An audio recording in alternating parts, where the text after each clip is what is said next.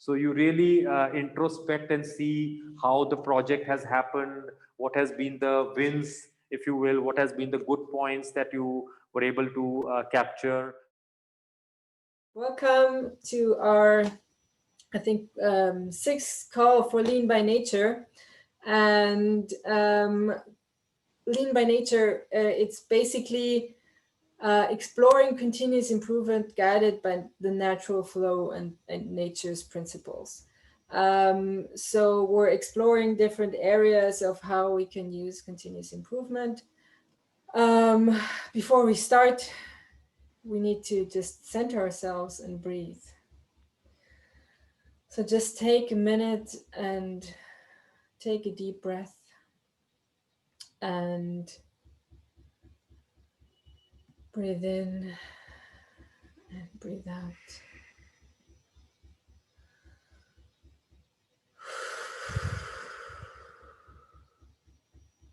So now we can start. A short recap of what we already talked about in our previous calls, if you joined recently, is that we talked what does Lean by Nature mean in general, what's the kind of the ideas or the concepts behind it. There is more people joining. That's great. Welcome, welcome, welcome.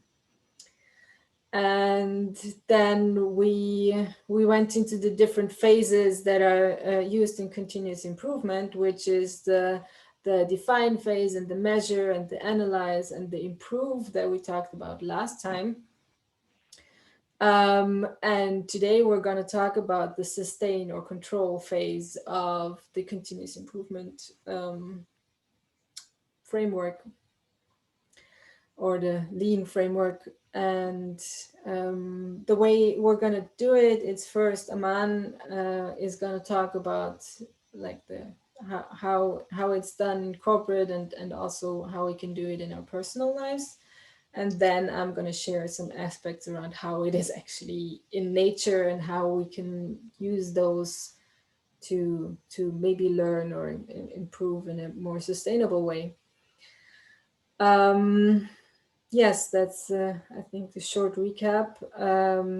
Also, last time we talked especially about the control phase, and there we shared that improvement is not. No, we talked about the improve phase. Sorry, improvement is not an act; it's a habit, and we have to treat it that way. It's a constant reminder that we need to get into that new habit and leave out the old and bring in the new. So it's sometimes really hard to have that improved phase long term because you have to change habits. And in nature, it's all about environment and the need. So where is the need coming from, and how is my environment actually helping me to improve and keep that improvement, because it's necessary for my survival, kind of. And so yeah, today we're going to talk more about the control phase, or how we can sustain that improvement. And so I'm going to give it over to you, Aman, to talk how it is done in corporate and private life. Thank you, Elizabeth. Absolutely. So, just to bring everyone up to speed of what we have been talking about, as Elizabeth mentioned, we have been talking about the lean way of process improvement as followed in the organizations, and how we can learn from nature and incorporate that in the corporate learning as well as in our personal lives. So I think if we talk about the improvement journey, we really started with the define phase, and we said that well begun is half done. So it is important to define what area you want to improve upon, and that's where each project improvement initiative really kickstarts. And the next phase is the measure phase, where you kind of capture data to assess the current situation. And that is really converting our thoughts into actions. And as I mentioned in the last call, if 100 times we think of making an improvement, only 20 times we end up in following up with a action plan. And that's, we're calling it a sustained action plan. And we talked about a rule of 21 days. So we need to capture at least 21 days of data to see where we are, on a particular improvement initiative. And it also ties in closely to the saying that whatever starts getting measured and monitored starts getting improved. So even before we start beginning to improve, we must capture the data around the process. And that's what we talked about earlier. We also talked about the analyze phase, where we said that whatever data we have collected, we want to put it in a kind of pictorial format and see where, how far we have come, what are the improvements that we need to make now to complete the journey. And at this point, I would like to say that only 4 out of those 100 will reach that stage of really looking back and seeing how far we have come and how far we need to go. Usually when we come this far, we lose track of the initiative, and other priorities come into the picture. So it's important to sustain the momentum and also get rid of our old habits at this point in time. So all of this happens in the analyze phase, where we capture the historical trend and how far we have come, where we need to go. In the last call, we talked about the improve phase, as you mentioned, Elisabeth. And improve is really about formulating new habits. So the analyze phase, we talked about getting rid of old habits, and the improve phase is actually inculcating new habits, which also takes, we said, maybe 21 days to really tell us whether the improvement has really happened. We cannot say the improvement has happened on a basis of 1 or 2 data points. It has to be sustained over a period of time. So this has been the improvement journey so far that we talked about. And today we are going to share a bit more detail about the sustain or the control phase, which happens to be the last step of the improvement initiative, which is in terms of closing the project, if you will. So, like we do always, what we will do is we'll first talk about the corporate perspective, and then we'll also try to look at from a personal improvement aspect. So, if you look at from the corporate perspective in terms of sustain and control phase, usually what happens is once the entire project is over, you have gone through the journey of defining the charter and data collection and analyzing and actually conducting the improvement, and the improvement has happened. Now, when you look for sustaining or controlling the improvement, usually organizations will define the standard operating procedures, the SOPs. That's redefined at this stage, and the new way of working is reinforced. So this is a critical step in the sustain phase. And also trainings are conducted for all the stakeholders who are part of the initiative, so that they are up to speed with terms of what improvement has happened. So these are a couple of activities that really happen during the sustain phase. Apart from that, there is something called as storyboard, which is really capturing the entire project in a way how it has happened so far, and looking at the learnings, if you will. So what is really captured is the WWW, which is what went well, and then the other aspect is WCBI, which means what could be improved. So you really introspect and see how the project has happened, what has been the wins, if you will, what has been the good points that you were able to capture. Maybe the team got together quickly, they analyzed the data well. So these were the good things. What could be improved? Maybe the data collection plan would have been more robust. So whatever learnings, come from the project, they are captured in the form of a storyboard. Because as the saying goes, that a mistake once committed is a mistake, but if it is repeated, it becomes a blunder.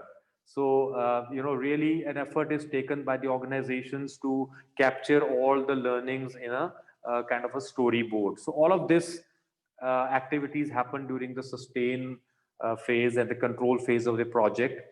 And the last thing that I would like to share at this point is, which most organizations may forget doing, is celebrate success. So, after all this whole endeavor of, hard work putting in, and, the data collection and all that, once you have really achieved the improvement, then they must celebrate as well. So this is all uh, encapsulated in the sustain and control phase, and then they move on to the new project. So this is typically, the set of activities that happen.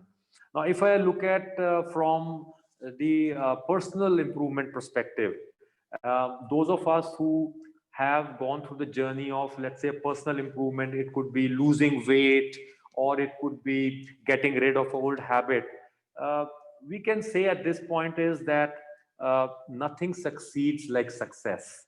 Once you really feel the improvement has happened within you, that itself has a great momentum to continue building onto it.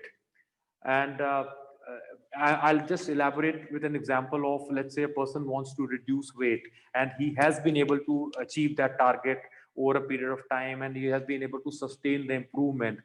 The other benefits that come along with reduction of weight, it could be improvement in creativity, it could be improvement in his energy level, it could be improvement in his food intake. So the subtle benefits that he gets along with the weight reduction is overwhelming. This is something like an icing on the cake.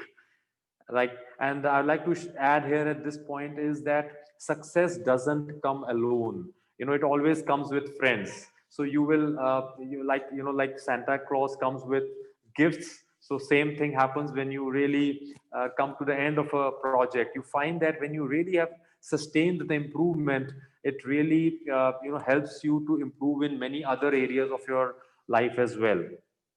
So that's something that we really figure out when we reach the sustain phase. And there is a tremendous pull for us to continue the momentum because the gains are immense. And if at this point I'd like to look at from the corporate perspective, and if you remember, that's what we started, the first call that we started, we talked about the challenges that any organization faces. It could be related to productivity, it could be related to quality, or high cost, or delivery delays. All these were the areas. And if an organization wants to improve on, let's say, productivity, which is the output by input, so they want to increase the output with the same input, they want to improve the productivity. If they really work through this improvement initiative, they find out that not only have they improved productivity, but the other aspects have also improved. For example, the quality may have improved, the cost may have come down, and the morale of the employees may have gone up, and even the delivery would have improved.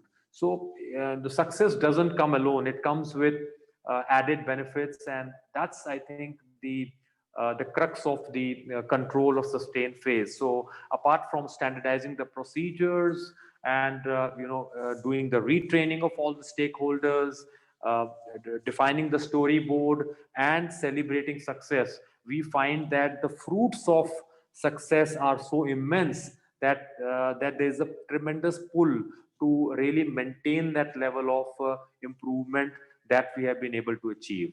So that's in nutshell what really happens in the sustain phase. So I like to uh, share it back to you, Elizabeth, and then we'll carry on the conversation.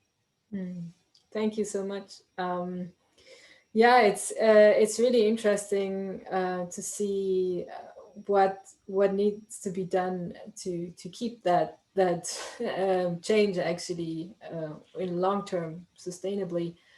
And if we look into in nature, it's somewhat different um, because it's a lot more direct. So whatever any animal or person live like nature connected communities do, they're doing it to survive basically. it's either they're hunting for survival or they're running away for survival. They need to find good spots to sleep where they're not freezing or where they're not found, or it's like everything they do is for their survival. So there's a lot more direct feedback on any kind of thing that needs to be improved. So, for example, as we talked last time, um, a reason for improvement might be, okay, well, there's either the group size has changed, so there's more mouths to feed, or there are less animals here, so we have to widen our hunting areas or trapping areas, and that that's the improvement that needs to be done. And and basically they have the direct feedback of, okay, do we have enough food, um, or does someone go hungry for a longer period of time, then we need to change something again. So a lot of the things that need to be done in corporate environments are done so much more directly in nature because we have that direct feedback. And if the control is basically, did I survive? Did I run fast enough to not be caught? Did I run fast enough, or did I have the right technique to actually catch that animal? Whatever it was. Um, so there's more people joining. And so if we have that direct feedback, and the environment also helps us sustain that, because uh, we need to keep that new method of hunting going in order to catch those animals that have learned also, because if we always have the same technique, the animals that we hunt, they're going to learn about our technique, so they're going to improve their part and hide better or whatever. So we have to improve our hunting, um, and and so the whole environment, because all the players are constantly improving, the whole environment is constantly improving. So looking at how we can do that in our lives is to find certain kind of pieces of our environment that doesn't allow us to fall back into old patterns. So if we have people around us that are aware of certain patterns that we're in that are destructive, we might have those people that are constantly pointing it out, so we don't fall back into that old pattern. That might be something that we can actually put into any kind of situation in our lives. And yeah, also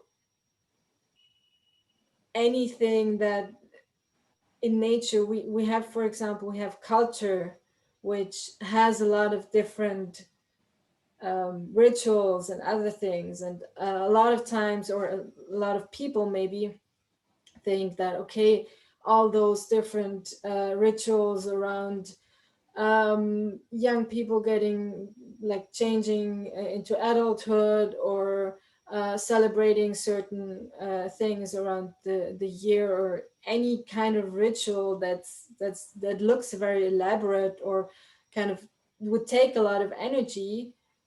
um, there's a use for all of those, because in nature, nothing happens without a reason. And so any kind of routine or ritual that would not also benefit in some way um, would just dissolves at some point, because it would take up energy that is needed for something else.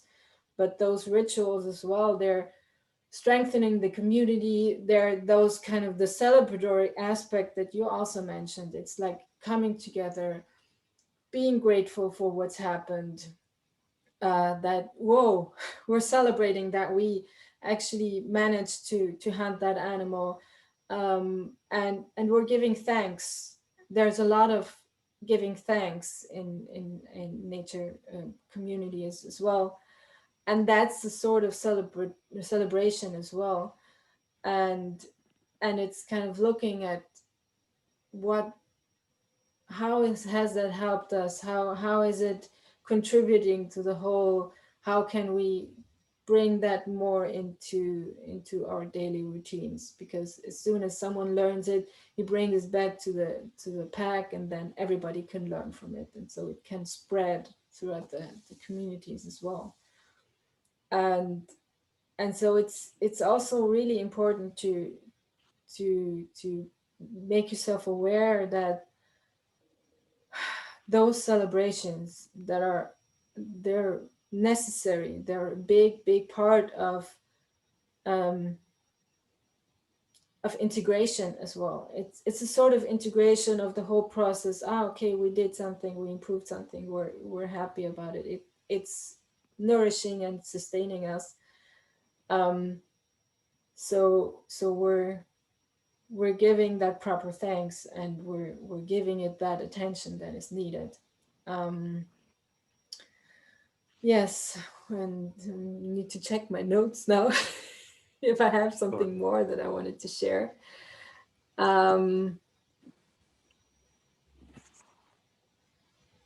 yeah, and it's interesting also, if you look at not only the animals or us and other animals, but that same dynamic, or that same kind of improvement of all the different players, it also happens in the plant world,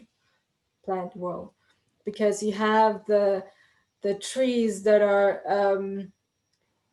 like growing differently. If there's a lot of storms coming from one side, they're growing differently to weather those storms.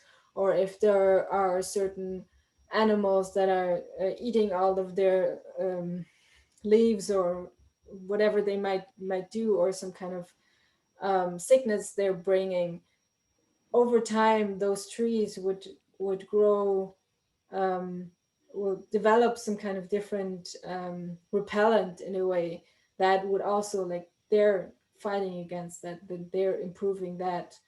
And so it's that constant back and forth. It's in the plant world as well. So it's just really fascinating to look at all of that. And also looking at my wilderness experience, where I lived outside primitively for 2 months, it was that basically it was important to be out at least 2 months or longer, um, because the environment helped me to sustain certain changes that I had done basically. um, and yeah, so it's everywhere. As soon as you go out, you have the environment, and it's helping you sustain. Yes. So, Aman, do you have any more reflections on that topic? And also, if there's anybody who has questions, just put them in the chat, and we're going to go through the questions in the chat as well. Sure, Elizabeth. I have a couple of thoughts that you mentioned. I think a couple of key learnings from the nature connection that you brought forth is the need, that drives the project. So there could be many improvement initiatives that an organization might need, or we as individuals might need to improve upon. And the one that we need to pick is the one which is really hurting us the most. And if we really start with the pain area, which is really hurting us the most, I think that's where the we'll get the momentum to continue the journey of all these 5 phases that we talked about. So that's definitely a great learning from the nature aspect, to prioritize based on the need. And the second aspect that I'm just thinking, although the improvement is an ongoing process, one can never say that we have really arrived and we are now, perfect in terms of whatever we want to improve upon. However, in the corporate perspective, there is a start and an end date. The project has a time period. so that it doesn't really stretch for too long and there is no scope creep and all that. So I think this is some learning that we can also take away in our personal lives, that when we really go for an improvement, we must go in kind of a blocks of improvement. So if we want to reduce weight, or if we want to improve on or get rid of certain habits, so we can do it in phases, take it as a project, do it stepwise, do it in chewable chunks, as they say. Eat only as much as you can chew. Set up realistic targets. I think that's something that will help us to achieve what we are tending to do. So those are a couple of reflections that I had, Elizabeth. Mm. Thank you. And yeah, Yeah, we have a question. Um, so the question was, how do you bring the meaningful synergies and convergence between nature lessons and process improvement journey? Um, yeah, do you have an idea or yeah, certainly. So I think this is an exploratory journey that we have embarked upon, which is the purpose of having these calls in the first place. Because I have come from a quality background where I talk about the process improvement, and Elizabeth has the nature connection aspects. So that's what we're trying to do during these calls. That there is a structured improvement process that an organization follows. What synergy do we have from nature to kind of draw conclusions from that? And that's what has been emerging in these calls. As Elizabeth pointed out, many times we do an improvement in an organization just because it has to be done, but in nature it doesn't happen like that. That is driven more by need, and that is something that we can learn back in the organizations. Try to pick up an improvement initiative which is really hurting the bottom line of the organization, and that's where there'll be synergies drawn within the organization to improve on the area which is really important. And the other aspect that I think I remember from the previous calls that Elizabeth brought up is the instant feedback that we get. So whatever actions that we do in nature, we get real time feedback, whether it is working or not, and that's how we kind of continue, kind of improving on those, or we say that we need to follow a different process. I think those are some learnings that we can incorporate in the corporate environment, where we implement an action plan and take an immediate feedback of whether it is really impacting the process or the project that we are working on. And if not, then we kind of redesign our strategy to kind of improve in other areas. So that's the synergy that I can draw right now. Elizabeth, in case you want to add something to that. yes, it's definitely a good question. And for me, I think it all comes down to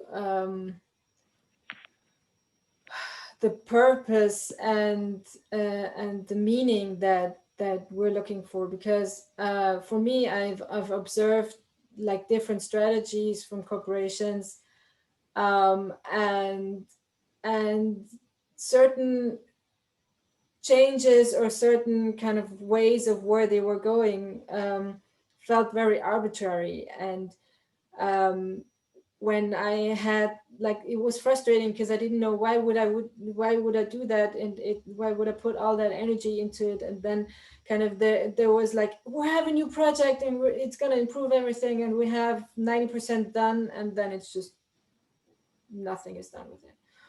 And that was frustrating, and I observed a lot of other people having frustrations around that. And when I went deeper into that nature connection, I just saw that, wow, in nature there is just that constant strengthening of like, it's not the, for example, the relationship between the hunter and the hunted animal. It's not something that's seen as bad, or from their perspective, it's kind of the hunters are keeping the hunted um, more stronger and more vital, and they're only hunting the weak and the old ones. And the rest is actually growing and getting more healthy through that interaction. And so there is that constant improvement that's just helping us.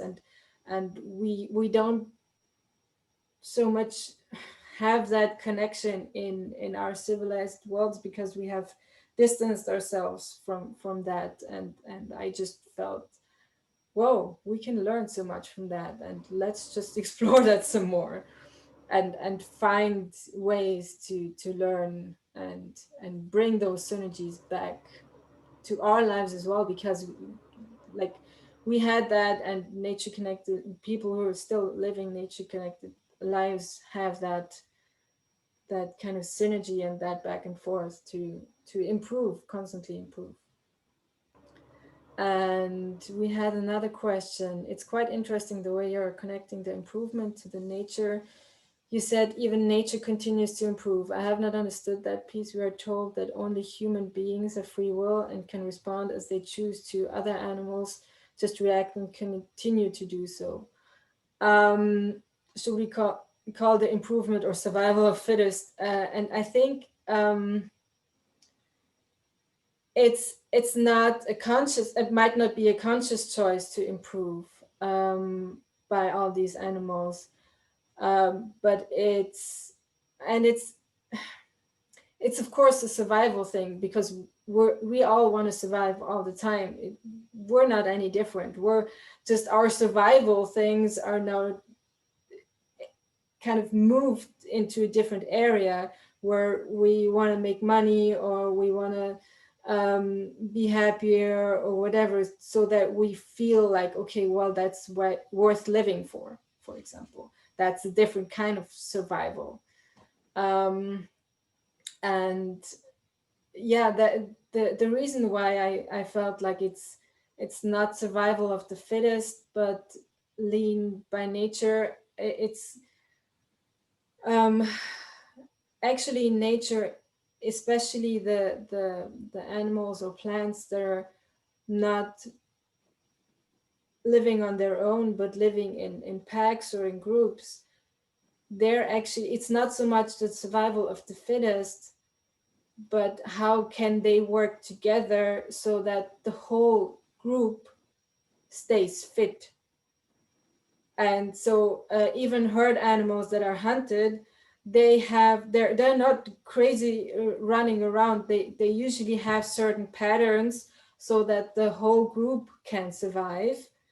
And if they have to, for example, leave a weak animal behind, they're looking at how can the whole group survive.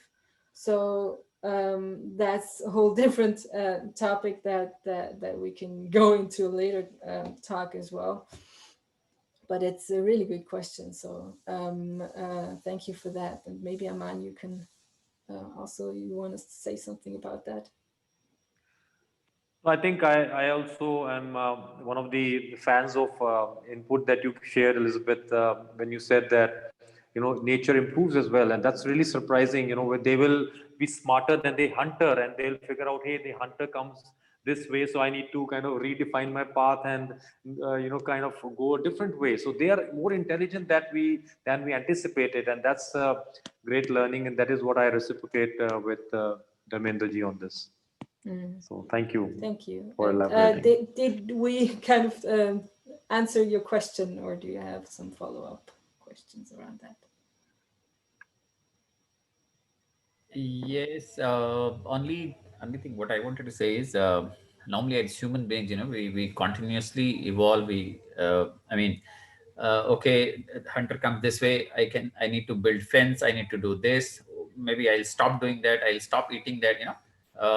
I'll create another pond so that I can drink water this side.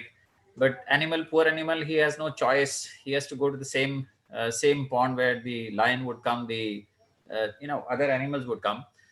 Within the limited period, the cheetah continues to run at the same speed. The deer continues to run at the same speed. It depends on, I don't know whether it is luck or whatever. One has to run for his life. One has to run for his food. It's food. So they continue to do that way. And as plants and all, you said they get modified so that they are not eaten by, but to my understanding, nature has created something, as you rightly said, for survival of everyone. Some of the plants, they have to survive, they have to create those thorns and this and that, but those animals also have to survive. So the same food for ages and ages, the animal, they would eat certain plants, certain kind of grass, but not eat certain kind of. So it's the same way that they've been living. Probably they have not evolved, or they don't I mean, even animals and devas, in Hindu mythology, we say they have no control on, they don't have karma. It is only the human being who have karma, who has a free will, who can choose to improve. I have a, I absolutely agree that survival of fittest. I mean, thank you for sharing this thought. It never occurred to my mind. In the organization, we have a survival. I mean, a question of survival. Well, I need to do better. I need to get that increment. I need to get that promotion. I need that designation. Of course, unless I do that, so it's an impact on my survival in the organization. Whether you survive in life or organization, I mean, that makes sense. So this is something very, very different. Thank you so much. I mean, thank you, Aman, for for the presentation. Wonderful. Thank you. Well, and I think we're already out of our time slot as well. So thank you so much, everybody, for joining. It's amazing that so many people joined today. And yeah, it's just a short outlook on also what's gonna come in the next year. So first, we kind of looked at how is the continuous improvement kind of structure in the way that Aman explained it, all the phases. And next year we're gonna flip it around, and I'm gonna look at natural cycles and how nature has certain kind of routines and principles of how they improve, and how we can incorporate that also into our corporate and personal lives and civilized lives now. And yeah, so everybody who wants to be invited and wants to get the link for the upcoming calls as well, be reminded, please sign up for our list so it's easier for us to kind of organize everything. And I'm going to put the link in the chat as well. So you will get updates on when we're gonna have our upcoming calls again, and it's gonna change to Thursdays, but at the same time. So just sign up, and if you have any problems, just contact one of us, Aman or me, and then you will get the emails on how to join the new calls as well. And if you want to watch any of the previous talks that we did, you can also check out our YouTube channel. I'm going to also put the link up in here. And if you have any questions either from our previous calls, just put them either in the YouTube comments, or just send us the questions as well, and we can go more into certain specific areas that you might have questions for. So thank you so much. And yeah, we're gonna start, I think on the 7th of January, we're gonna start with nature's principle of improvement part. Thank you so much for joining, and hopefully until next year. Thank you so much.